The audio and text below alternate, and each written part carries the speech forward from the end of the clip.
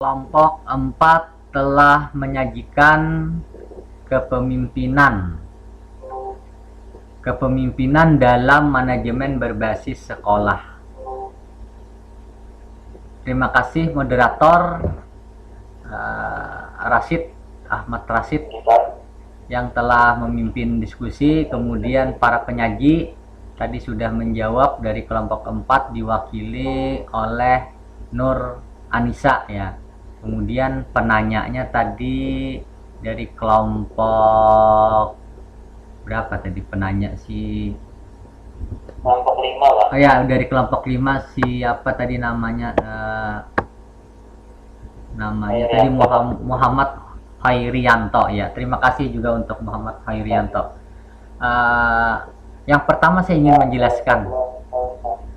Ya, ingin menjelaskan yang dimaksud dari kepemimpinan atau kepemimpinan dalam manajemen berbasis sekolah, tetapi dari sudut eksternal.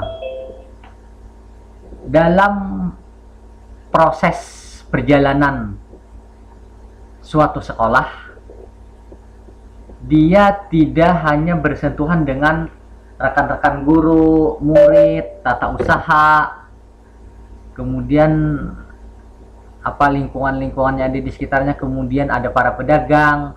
Nah, tapi dia juga memimpin sekolah itu bagaimana bisa eksis bersaing dengan sekolah-sekolah lain, bahkan lebih unggul dari sisi kualitas dan juga unggul dari sisi jumlah. Artinya dia diminati, lalu muridnya menjadi banyak. Nah, kepemimpinan seorang kepala sekolah dari sisi eksternal, bagaimana dia bisa membangun kerjasama dengan orang-orang yang ada di lingkungannya atau orang-orang yang terkait dengan pihak sekolah. Apa contohnya? Nah, ketika sekolah di dalam kurikulum sekolah itu bisa bekerja sama dengan pihak-pihak lain. Misalkan sekolah itu perlu belajar bagaimana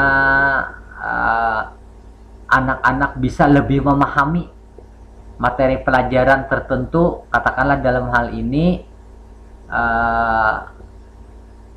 pembekalan keterampilan. Jadi anak perlu dibekali keterampilan, misalkan keterampilan yang akan mendatangkan keuntungan, keterampilan yang memang perlu dimiliki karena sebagian besar masyarakat di sana memiliki keterampilan itu. Jadi supaya dia tidak ketinggalan, maka sekolah menjalin hubungan kerjasama dengan pengrajin sasirangan, misalkan dengan pengrajin sasirangan. Nah, tapi tidak hanya dengan pengrajin sasirangannya, tapi bagaimana si pengrajin itu belajar membuat sasirangan yang baik. Misalkan ada lembaga pelatihan pembuatan sasirangan. Nah, itu bisa dimintai bantuan oleh sekolah.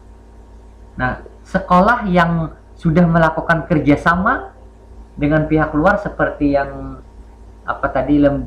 balai pelatihan atau lembaga pelatihan yang melatih para pengrajin sasirangan.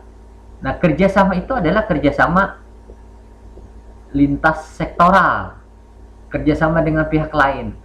Nah, ini salah satu bentuk kepemimpinan sekolah yang sifatnya eksternal, karena dia membangun kerjasama dengan pihak lain, lain. Artinya dengan kerjasama itu nanti sekolah akan diuntungkan. Kenapa jadi diuntungkan? Karena murid akan dibekali dengan keterampilan bagaimana yang terbaik membuat sasirangan, memberi warna, kemudian merajut, merajut sirangan itu kan lumayan tuh, agak lambat. Tapi kalau sudah terbiasa ya cepat aja kan. Nah, jadi bagaimana teknik-teknik yang digunakan, bagaimana nanti pemasarannya. Nah, semua itu perlu belajar dari orang lain.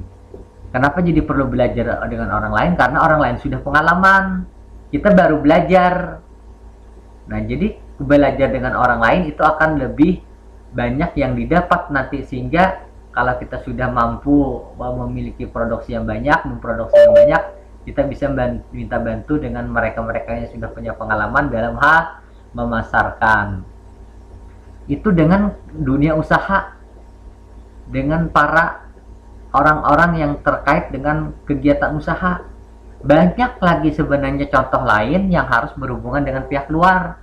Misalkan pihak kepolisian, pihak kelurahan atau desa, camat, nah kemudian kepala dinas, itu akan selalu ada kerjasama dengan mereka itu. Kenapa? Karena memang sekolah itu tidak berdiri sendiri. Semua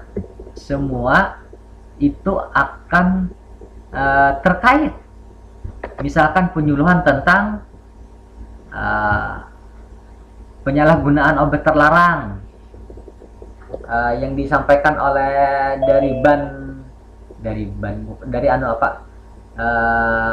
BNN, nah Badan Narkotika Nasional. Jadi kita menjalin kerjasama itu akan menguntungkan, karena itu yang kita perlukan. Misalkan lagi bagaimana mengelola koperasi sekolah. Oh, ternyata koperasi sekolah kita tidak dikelola dengan baik. Ada apa? Ya karena para pengurus, para anggota tentu belum banyak memiliki pengalaman dan ilmu atau wawasan tentang penyelenggaraan koperasi sekolah. Nah, oleh karena itu kita bisa minta bantuan kepada koperasi-koperasi yang sudah berjalan dengan baik. Iya kan? Koperasi-koperasi yang berjalan dengan baik. Nah, bentuk kerjasama itu juga salah satu wujud adanya kepemimpinan kita ke pihak luar. Nah, kemudian sekolah itu kan perlu dinilai baik. Ya, dalam arti si kepala sekolah harus memperlihatkan karakter-karakter yang baik dan bisa bersahabat dengan orang lain. Kemudian orang akan menghargai sekolah kita sebagai sebuah lembaga pendidikan yang layak atau yang patut diperhitungkan. Nah, kepemimpinan itu tentu diawali oleh si kepala sekolah sendiri untuk melakukan perbuatan yang lebih baik. Jadi ada keteladanan. Di luar itu dilihat dia sudah bisa menjadi orang yang diteladani. Nah, pertanyaannya tadi adalah apakah kepemimpinan yang dimaksud itu hanya berhubungan dengan sekolah? Ya, karena memang dia sebagai kepala sekolah, sebagai pemimpin sebuah sekolah. Karena itu, bagaimana dia bisa membawa sekolah di masyarakat bisa diterima. Dengan kepala dinas bagus layanan orang, dengan kepala kemenak yang kalau nanti ya yang bersangkutan ataupun kita nanti berhubungan dengan pihak-pihak kemenak, karena memang madrasah itu kan di wilayah binaan kemenak. Nah, artinya orang yang memimpin itu harus memiliki kemampuan, tidak bisa jadi pemimpin berkomunikasi saja tidak bisa dimengerti orang lain. Jadi kepemimpinan yang baik itu komunikasinya tentu harus baik, harus jelas, harus bisa dipertanggungjawabkan apa yang disampaikan. Jadi kesimpulannya adalah keteladanan itu mempengaruhi pola kepemimpinan sebuah organisasi. Tentu saja kepemimpinan itu adalah kepemimpinan yang dimulai dari kepala sekolah. Kalau kepala sekolah tidak pernah acuh tak acuh, tidak kenal dengan